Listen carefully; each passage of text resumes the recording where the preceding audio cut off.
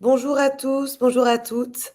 Bienvenue, au webinaire, sur l'éco-conception simple tendance ou solutions miracles. On va attendre que tout le monde puisse, se connecter tranquillement et en attendant, je vous propose qu'on fasse un petit tour de table, pour se présenter. Moi, je m'appelle Oriane, parce que là, c'est le nom Maria School, mais donc je m'appelle Oriane et je suis responsable, pédagogique chez Indigo. Du coup, je m'occupe des formations chez Indigo et aussi de l'organisation des webinaires pour sensibiliser au sujet de la RSE et vous donner un maximum d'infos.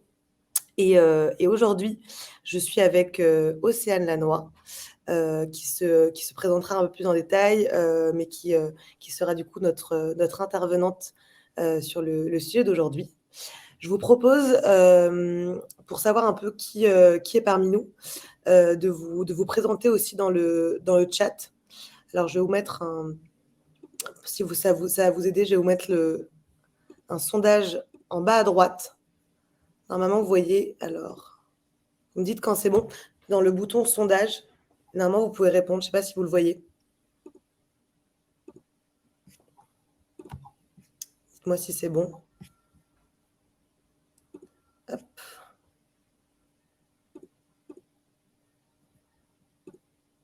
Ok, ouais, ça a l'air de fonctionner. Et donc, ceux qui ont coché la case autre, est-ce que vous pouvez nous préciser dans le chat ce que vous faites pour qu'on ait un peu une idée des personnes qui sont présentes aujourd'hui, sachant que je ne sais pas si vous avez l'habitude d'utiliser cette plateforme Livestorm, mais les caméras et les micros du coup sont éteints. Et donc, toutes les questions et les interactions se passent par le chat ou par l'onglet questions qui est en bas à droite de votre écran. Moi aussi, j'ai eu le vote. Super. Bah, je vais vous laisser. Ah, super. Merci Thibaut. Je vous laisse continuer à répondre. Donc, du coup, bienvenue à cet Indie Club pour ceux qui sont jamais venus. Donc, c'est des rendez-vous qu'on organise au moins une fois par semaine sur les nouveaux métiers de la RSE, les nouveaux concepts, la réglementation, pour vous permettre de vous familiariser avec les sujets.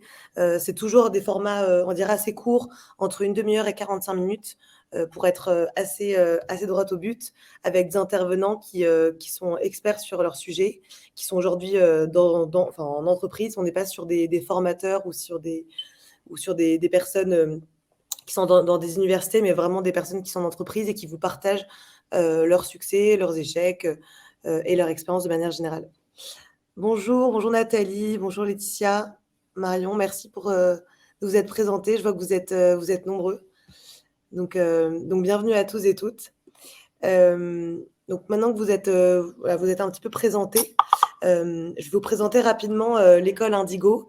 Donc Indigo, c'est une école qui a 1 an, qui a été créée pour former les collaborateurs à intégrer la responsabilité dans leur métier. Donc on s'est rendu compte qu'il y avait toutes ces directions RSE qui étaient en train de fleurir dans les entreprises, mais qu'en fait les autres collaborateurs souvent étaient un peu à l'écart et ne savaient pas forcément comment agir. Donc on a aujourd'hui des ateliers de sensibilisation comme la fresque du climat, qui est super pour mettre un premier pas dans le monde de la RSE. Mais nous, on avait envie d'aider vraiment les collaborateurs à passer à l'action et à être vraiment acteurs et pour qu'ils soient aussi alignés entre leur vie professionnelle et leurs valeurs personnelles. Donc, on a créé en 1 an, on a créé 7 formations différentes. On s'appuie d'experts, donc d'intervenants du terrain, donc comme Océane aujourd'hui, qui va être intervenante sur une autre de nos formations qui va débuter fin septembre, dont je vous parlerai après. Et voilà, et en fait, ce qu'on a envie de faire surtout, c'est de se reposer sur des formations qui sont très pratiques. On n'a pas envie de faire des cours descendants, des cours magistraux. L'idée, c'est de vous donner le minimum de la théorie qui est nécessaire, mais après, surtout, de vous faire des exercices, des cas concrets d'entreprise et de vous faire apprendre de cette manière. Et donc, en fait, cette méthode-là du pratique, c'est le point commun entre toutes les écoles de Maria School. Donc, Indigo est une des écoles du groupe Maria School. On a 4 écoles différentes chez Maria. On a Lyon, qui est la plus connue et la plus ancienne, peut-être que certains d'entre vous la connaissent. Lyon, c'est l'école de l'ère entrepreneuriale. On a Hiro, qui est l'école du storytelling et du copywriting, et Maestro, qui est l'école de la tech et du no-code. Et donc, chaque école a sa thématique, chaque école a ses formations propres, mais le point commun reste la pédagogie inspirée de Maria Montessori, pour ceux qui connaissent, qui avait sa pédagogie justement qui reposait beaucoup justement sur le fait de faire et d'apprendre en faisant. Donc, je ne vais pas vous présenter aujourd'hui toutes les écoles parce que ça sera un peu long. Mais en tout cas, sachez que chaque école a ses événements, a ses webinaires. Ils sont tous gratuits. Ils sont tous en général à l'heure du déjeuner. Et vous les retrouvez sur la page de Maria School sur le site internet. On va pas, voilà, aujourd'hui, moi, on va plutôt parler du sujet du coup de l'éco-conception. Mais nous, voilà, à date, on a ces 7 programmes qui existent. On lance une nouvelle formation sur l'éco-conception parce qu'on avait pas mal de demandes de nos élèves qui s'intéressaient à ce sujet. Donc, c'est le sujet dont on va parler aujourd'hui. Et surtout, avant de rentrer dans un détail de programme, on va vous expliquer ce que c'est. On va vous expliquer aussi pourquoi c'est un enjeu pour les entreprises et quels sont ses avantages, mais aussi ses limites, si on en trouve. Voilà, maintenant, on va rentrer dans le vif du sujet. Je vais laisser la parole à Océane qui va se présenter. Et voilà, n'hésitez pas tout au long du webinaire de nous poser les questions dans le chat et on y répondra au fil de l'eau. Voilà, Océane, je te laisse la parole. Merci, Oriane. Donc, Océane, effectivement, donc bonjour à tous. Donc moi, je suis consultante senior en mesures d'impact environnementaux chez Greenflex. Donc, quand je dis mesures d'impact, ça veut dire principalement analyse des cycles de vie pour ceux qui connaissent. Et puis, après, également un petit peu d'impact sociaux via la RSE, on va dire, et puis bien sûr, impact carbone via des bilans carbone. Mais c'est plus à la marge. Mon champ d'activité, mon secteur d'activité, c'est vraiment la CV à 90%. Donc sur tout type de secteur, que ce soit des énergies renouvelables, des produits de consommation, on va dire, des emballages, des produits agroalimentaires ou autres.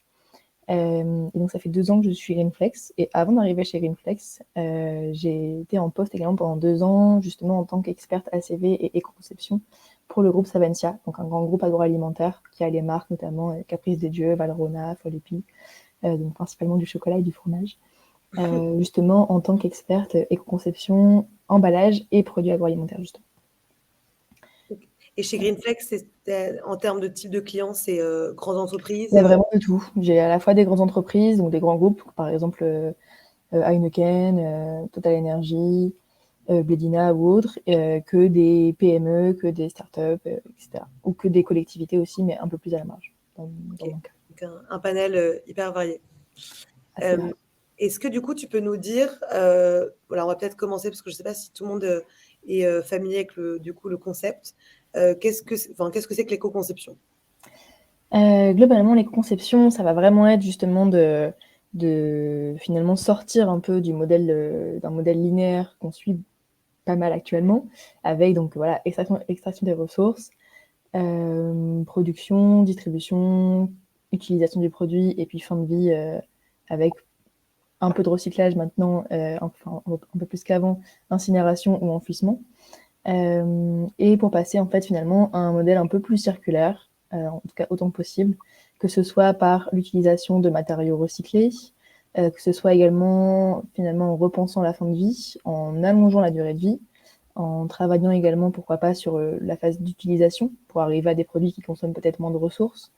Pareil pour la phase de conception, réussir à peut-être alléger les produits ou faire en sorte qu'ils fonctionnent de façon autonome plutôt qu'avec des batteries, des piles ou autres. Et puis, pareil, voilà, avoir une phase d'utilisation qui nécessite peut-être aussi moins d'entretien, qui produit moins de rejets, moins de pollution. Et donc, pour faire ça, l'idée, c'est de venir éco-concevoir son produit, donc finalement repenser son produit tout au long de chaque phase du cycle de vie, donc dès sa conception, et en pensant également justement dès le démarrage à la fin de vie du produit, son utilisation, etc. Et donc chez Savencia, ça se traduisait comment par exemple? Ça se traduisait par exemple par l'étude des impacts environnementaux des produits laitiers, parce que voilà, même si on aime des fois l'oublier parce que le fromage c'est plutôt bon, et qu'on est français, ça a quand même une forte consommation d'eau en aval, utilisation des terres pour tout ce qui est exploitation agricole, etc. Et puis également pas mal d'émissions finalement de gaz à effet de serre aussi. Donc ça peut passer par la création de références végétales. Donc typiquement, pendant que j'y étais, on a créé le tartare végétal, qui n'a pas tout à fait le goût du tartare classique, hein, c'est le principe, mais qui a remporté son petit succès aussi auprès des consommateurs. L'idée, c'est pas de complètement remplacer le tartare classique ail et fines herbes qu'on connaît tous, c'est simplement de venir proposer en tout cas une autre solution et permettre au consommateur d'opter pour une consommation plus responsable s'il le souhaite, ou au moins de varier un peu les plaisirs avec une solution végétale. Et en termes d'emballage, ça passe par réduire, c'est-à-dire que typiquement, des fois, il y a des éléments d'emballage qui ne sont pas forcément nécessaires, qui étaient là plus pour faire luxueux, ou typiquement pour des marques de chocolat qui sont plus luxueuses que d'autres. On a des petits papiers gondolés, on va dire, et plastifiés souvent, voire dorés à la feuille d'or ou autre. Voilà, l'idée, c'est de se dire tout ça, finalement, c'est peut-être pas nécessaire, et on va partir vraiment sur un emballage qui sera brandé, on va dire, comme éco-conçu, en carton, sans emballage en or. et puis voilà, ce sera peut-être un peu moins festif, mais après, c'est aussi, dans l'éco-conception, on a aussi tout un volet justement de communiquer ces efforts aux consommateurs pour que petit à petit, ils viennent les accepter. Ok. Et là, sur les types de clients que tu accompagnes aujourd'hui, tu es sur quel type de problématique chez Greenflex? On nous dit dans le chat qu'on n'a plus de son, juste avant qu'on continue. Alors, ça marche. Ok, bon, a priori, si ça va. C'est juste du côté de Elvire où c'est compliqué. Donc du coup, dans les problématiques actuelles, on va avoir vraiment un petit peu de tout. On va avoir effectivement des personnes qui ont des idées en termes, par exemple, d'amélioration de leur flux logistique, qui intuitivement se disent que c'est une bonne idée. Après, voilà, l'idée, c'est de venir effectivement tester par des ACV, mesurer les impacts environnementaux pour s'assurer que leur nouveau flux logistique est mieux-disant sur le plan environnemental. Parce que finalement, des fois, voilà, avec un nouveau système logistique, peut-être qu'on est amené à multiplier les emballages ou autres. Et donc, qu'est-ce qui vaut mieux? Plus de transport, moins d'emballage, ou plus d'emballage et moins de transport? Donc, c'est par exemple le type de question qui peut être posée. On va également avoir tout ce qui est problématique liée aux matériaux recyclés, aux matériaux biosourcés ou autres. Et donc, pareil, en fait, les matériaux biosourcés, ils ne se valent pas tous. Et ils sont actuellement pas tous mieux-disants sur le plan environnemental par rapport aux pétrole sourcés ou par rapport au papier ou autre. Donc voilà, l'idée, c'est de les accompagner un peu sur les choix des matériaux, sur la gestion de la fin de vie aussi. On est sollicité par des startups qui créent des filières de recyclage aussi, par exemple, et qui, pareil, se demandent si finalement leur filière de recyclage qui annonce des plus hauts rendements, ça peut être pour des matériaux composites, pour la filière bois ou autre. Ouais. Et qui se demandent finalement est-ce que leur solution est vraiment mieux-disante sur le plan environnemental qu'une solution qui pourrait déjà exister, qu'elle soit mécanique, chimique ou autre. Ok. Et alors, on a une question de Vincent, enfin, on a plusieurs questions. Quelle est la frontière déjà entre ACV et éco-conception? Alors, peut-être expliquer l'ACV pour ceux qui ne sont peut-être pas familiers avec le mot. Tout à fait. Donc la nuance entre ACV et éco-conception, c'est que finalement l'ACV, ça va vraiment être un outil, tout comme le bilan carbone, on va dire, mais un outil justement qui va permettre l'éco-conception.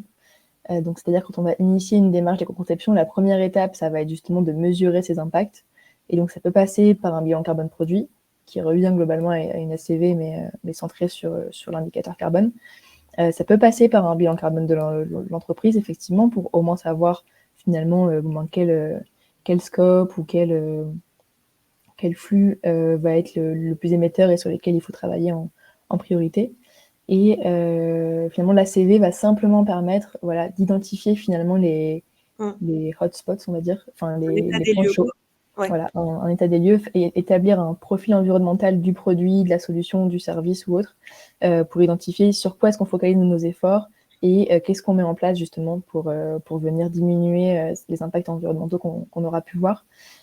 Pourquoi pas également pouvoir comparer différentes solutions qu'on avait en tête, donc différentes solutions d'éco-conception, pour voir quels sont les éventuels déplacements d'impact, déplacements de pollution, c'est-à-dire peut-être qu'il y a une solution qui sera mieux sur le volet carbone, mais peut-être qui sera beaucoup plus consommatrices en termes d'eau ou en termes de ressources ou autres. Voilà, c'est vraiment de pouvoir comparer différentes solutions, tester aussi des hypothèses, réaliser des analyses pour voir est-ce que ça vaut le coup de se prendre la tête pour réduire l'épaisseur de notre emballage de 30%, ou est-ce que finalement, à 25%, on a déjà réduit très largement les impacts et on peut s'en contenter pour l'instant. Enfin, voilà. Ok. Et est-ce que, alors du coup, par rapport à cette question, quel est le rôle donc de l'expert ACV là-dedans? Est-ce bien une expertise à part, l'éco-conception, par rapport à l'ACV? Alors, oui. En tout cas, quelqu'un qui ferait que de l'ACV ne pourrait pas nécessairement faire de l'éco-conception. C'est-à-dire que dans la notion d'éco-conception, on va aussi avoir tout ce qui est contraintes techniques, contraintes économiques aussi, qu'il va falloir prendre en compte. Et du coup, on ne peut pas faire... c'est pas juste avec une ACV qu'on va faire de l'éco-conception. Une fois qu'on aura identifié les impacts, il faut voir voilà, ce qui est faisable à l'aide de designers produits ou autres, pour justement identifier un petit peu ce qui sera faisable dans l'entreprise.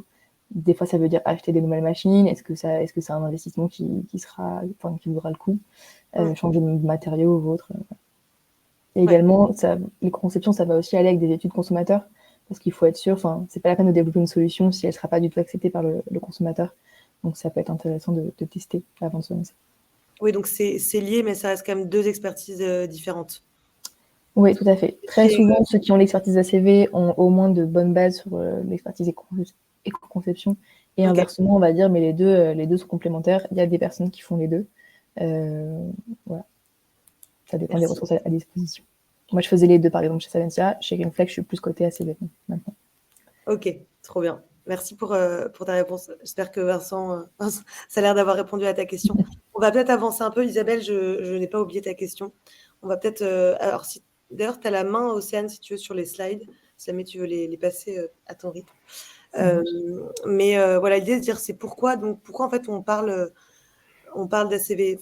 Il y a un enjeu, on sait qu'il y a l'urgence climatique, mais aussi, c'est quoi, quels sont les types d'enjeux pour les entreprises? Est-ce que c'est aussi un enjeu business? Pourquoi en fait on a intérêt à se pencher sur le sujet? Tout à fait. Donc voilà, l'idée c'est qu'il n'y a pas de surprise, hein, on le voit tous de plus en plus aux infos, ce qui est une bonne nouvelle parce qu'on n'en parlait pas forcément il y a quelques années. Mais maintenant, ça fait pas mal de tours, que ce soit sur LinkedIn, à la télévision, dans les journaux ou autres. On est face à une crise climatique, une crise de l'accès aux ressources. En France, on est un petit peu à l'abri sur certains de ces points.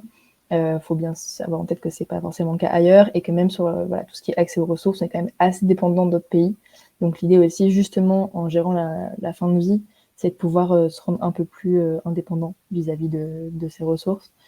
Et puis donc crise de la biodiversité, voilà, avec des extinctions de masse. Et puis la crise sociale, justement aussi, avec tout ce qui va être exploitation des salariés, des réfugiés climatiques aussi, justement liés à la crise climatique, des pollutions globales qui peuvent générer justement des problèmes de santé avec la pollution des eaux, de l'air, etc. Donc on le voit, pour ceux qui habitent sur Paris, on le voit assez régulièrement en termes de pollution de l'air. Et il faut se dire que voilà, à Paris, on n'a pas les plus à plaindre pour le coup. On ne récolte pas l'ensemble de la pollution qu'on peut générer. Et donc, le GIEC qui lance l'alerte, les médias qui prennent la main dessus aussi, qui communiquent de plus en plus sur ces sujets. Et l'idée, c'est de se dire, voilà, on est face à toutes ces crises, qu'est-ce qu'on fait? Est-ce qu'on arrête complètement de consommer? Ce qui peut être une solution, mais à court terme, ça me semble un peu difficile de faire changer l'ensemble de la population aussi soudainement. Ou est-ce qu'on continue de consommer et de vivre une vie confortable, on va dire, mais avec peut-être une empreinte carbone qui sera plus faible, des impacts environnementaux et sociaux qui seront plus raisonnés. Et donc, c'est justement par ça, c'est pour répondre à ce nouveau besoin, on va dire, que les entreprises se tournent vers l'éco-conception. Ok. Et est-ce que c'est pour une entreprise, c'est un coût supplémentaire? Est-ce que c'est forcément plus cher d'éco-concevoir, par exemple? Ça va vraiment dépendre. C'est des études qui sont intéressantes à faire aussi lorsqu'on initie justement une démarche d'éco-conception. C'est-à-dire que parfois, moi ça m'est arrivé chez Salentia de leur dire bonne nouvelle, il va avoir un peu de temps de développement, mais à la fin, dans la mesure où on va économiser du plastique, ça veut dire qu'on va en acheter moins et potentiellement ça va vous coûter moins cher. Et puis il y a d'autres fois aussi où on change complètement d'emballage ou autre.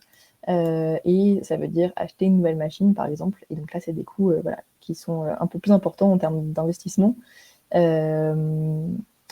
Après, effectivement, pareil, un investissement, de temps en temps, il peut être rentabilisé sur quelques années. Mais voilà, des fois, ça va être sur 2 ou 3 ans, parfois, ça va être sur 20. Donc, il faut bien y réfléchir. Et après, il y aura aussi, avoir des produits éco-conçus, ça permet aussi parfois de toucher des nouvelles cibles, on va dire, des nouvelles typologies de clients. C'était par exemple le cas pour Tartare. Avec l'apparition de son tartare végétal, elle continue de toucher des consommateurs qui aimaient bien justement cette marque et d'autres qui avaient laissé tomber parce que c'était du produit laitier ou autre et qu'ils étaient passés peut-être vegan ou qu'ils étaient intolérants au lactose aussi, pourquoi pas. Ouais. Ouais, du coup, tu récupères d'autres clients. Tout à fait. Et alors, pour répondre à la question d'Isabelle, je vais peut-être avancer un peu. Je sais qu'il y avait une slide où on montrait un peu les étapes de l'éco-conception qui demandait, imaginons que je souhaite créer un complément alimentaire et le commercialiser, à quoi dois-je penser? C'est quoi un peu les réflexes à avoir peut-être quand on pense éco-conception? Des bonnes questions à se poser. Tout à fait. C'est intéressant, on a travaillé pour une petite PME justement sur ce sujet il n'y a pas très longtemps. Sur les gélules? Ouais, sur les gélules, ouais, tout à fait. Ok. Alors, ce qui va être intéressant, effectivement, sur tout ce qui est complément alimentaire, déjà, ça va être tout ce qui est amont, finalement, d'où viennent les principales ressources les principaux aliments, on va dire, qui se trouveront dedans. Est-ce qu'ils viennent de France? Comment est-ce qu'ils sont cultivés? S'ils viennent de culture? Également s'intéresser aussi à tout ce qui va être l'aspect santé environnementale, on va dire. C'est-à-dire finalement, peut-être en même temps, en parallèle de créer ces compléments alimentaires, est-ce que je peux pas aussi sensibiliser les consommateurs sur voilà, pourquoi est-ce qu'ils en ont besoin, comment peut-être opter pour une alimentation peut-être plus équilibrée qui ferait qu'ils n'en auraient pas forcément besoin. Enfin, je dis alimentation, mais ça peut être mode de vie ou autre. C'est-à-dire de ne pas juste se centrer sur ces compléments alimentaires, mais d'apporter aussi une expertise en parallèle qui permette vraiment de les accompagner sur l'utilisation de ces compléments et puis sur leur mode de vie en tant que tel. Et ensuite, sur tout ce qui est gélules, pareil, il y a différentes ressources possibles. Et donc, l'idée, ça va être de se dire, voilà, est-ce que la gélule sera produite en France? Comment est-ce qu'elle se désintègre aussi finalement dans le corps? Qu'est-ce qu'elle émet? Comment est-ce qu'elle interagit avec le reste? Et puis après, on passe à l'étape justement de conditionnement et de distribution. Donc finalement, comment est-ce que je conditionne ces gélules? Est-ce que je suis sur, je sais pas, un blister classique un peu aluminisé là, avec le PVC ou autre? Ou est-ce que je suis plutôt sur, je sais pas moi, une boîte de 150 gélules d'un coup, ou de 300 gélules ou autre, et si oui, en quelle matière est-ce qu'elle est? Enfin, voilà, on va dire sur ce complément alimentaire, il va avoir une belle partie packaging qui peut avoir pas mal d'impact en fonction de ce que contient la gélule. Donc voilà, et pareil, après, est-ce que tout ça, je l'amène en pharmacie, en grande distribution ou autre, dans des petits cartons, dans des grands cartons, sur palette, enfin voilà. C'est pas mal de choses à réfléchir. Et la fin de vie du coup du paquet. Enfin, est-ce que Ouais, du packaging aussi. Ouais. Est-ce qu'il est recyclable finalement? Peut-être est-ce qu'il est réutilisable, pourquoi pas? Est-ce qu'il pourrait être consigné ou autre? Surtout pour ces. Enfin voilà. Après, il y a des problématiques sanitaires associées, mais ça peut être des questions à se poser. Et quand on dit du coup que l'éco-conception s'inscrit dans une économie circulaire, est-ce que tu peux peut-être, je ne sais pas si tout le monde est OK avec ces deux concepts-là. Peut-être tu peux passer à la slide, où je peux le faire d'ailleurs. La slide d'après, ouais. Et voilà, c'est quoi l'économie linéaire et pourquoi on parle, enfin il faut qu'on tende de plus en plus vers une économie circulaire. Tout à fait. Donc l'économie linéaire, je vais revenir à ce qui était avant. L'idée, c'est vraiment, voilà, on a donc l'extraction des ressources, la fabrication, la distribution, l'utilisation et la fin de vie, qui se traduit souvent par un enfouissement ou de l'incinération dans une économie purement linéaire. Ouais. Et des produits éventuellement à obsolescence programmée, à durée de vie potentiellement faible, à usage unique ou autre. Et là, l'idée, c'est que on a parlé tout à l'heure d'une crise des ressources Et Ouais. là, on n'y répond pas du tout. Au contraire, on continue de s'enfoncer. Et puis, qui dit voilà, des durées de vie un peu plus faibles ou pas de valorisation en fin de vie veut potentiellement dire aussi plus de gaz à effet de serre émis lorsqu'il va falloir reproduire des produits similaires. Donc finalement, voilà, on continue de foncer vers un mur. Et donc l'idée, c'est d'essayer de venir y répondre et de freiner un peu notre consommation avec justement donc l'économie circulaire. Donc là, ici, on retrouve les 7 piliers de l'économie circulaire, dont parmi eux se trouve l'éco-conception, même si je trouve que l'éco-conception, c'est un petit peu de la triche de l'avoir mis en pilier, dans la mesure où finalement, ça englobe à la fois l'approvisionnement durable, le recyclage, l'allongement de la durée de vie, la consommation responsable, enfin tout ça, ça va aller un petit peu voilà, dans la notion d'éco-conception quand même. Et donc l'idée, ça va être voilà, de réfléchir finalement, donc en bleu, on va dire en bleu, on va principalement avoir tout ce qui est ressources et la façon de penser le produit aussi finalement. Donc Ok. c'est-à-dire qu'on va avoir voilà, l'approvisionnement durable avec les ressources. Donc est-ce que c'est peut-être des ressources biologiques si on est sur des produits agroalimentaires, qui viennent d'acteurs locaux, de France ou autres, ou qui sont peut-être déjà intégrants du recyclé, etc. L'éco-conception, donc justement concevoir le produit pour essayer de limiter sa consommation en ressources et puis sa durée de vie justement. Tout ce qui va être donc, écologie industrielle et territoriale, c'est plutôt comment s'organiser aussi à l'échelle locale pour peut-être réutiliser la chaleur fatale, par exemple, enfin, l'énergie, on va dire pour faire simple, des entreprises qui nous entourent, leurs déchets, pourquoi pas. Par exemple, sur tout ce qui est production des sucres de betterave, on peut très bien réutiliser la betterave pour la réutiliser dans la production de plastique, par exemple, enfin, ce genre de choses. Ok. Euh, L'idée de écologie industrielle et territoriale, c'est l'idée de prendre en compte son son environnement environnement, oui, tout à fait. et de ne pas agir comme un acteur seul, mais de coopérer avec d'autres pour que tout Ouais, simplement. surtout quand on se situe sur des zones industrielles, Ouais, potentiellement il y a d'autres acteurs qui ont des besoins, qui sont à la recherche de ressources ou autres, ou peut-être même de massifier leur flux de transport. Enfin, au final, voilà, c'est de discuter avec eux, voir un petit peu comment est-ce que nos besoins respectifs peuvent peut-être être répondus par l'autre. ok. Économie de la fonctionnalité, finalement, ça va être repenser aussi son produit, se dire, bon, bah, est-ce que finalement je suis vraiment sur un produit ou est-ce que je travaille plutôt sur la vente d'un service, sur la location par exemple. Peut-être qu'à la place de vendre, je sais pas moi, une tondeuse, peut-être que je peux travailler sur un service de location de tondeuse Location. par quartier, pareil pour les outils, enfin, ça peut être ce genre de choses. Consommation responsable, c'est ce qu'on disait juste avant sur les gélules. C'est-à-dire que, ok, super, on a mis en place notre produit en magasin, les clients l'achètent et autres. L'idée aussi, c'est de les accompagner justement pour consommer de façon plus responsable et se dire, bon, bah, est-ce que ce produit, oui, j'en ai besoin, mais pourquoi? Est-ce que j'en ai besoin tout seul ou est-ce que peut-être je peux effectivement le partager avec d'autres?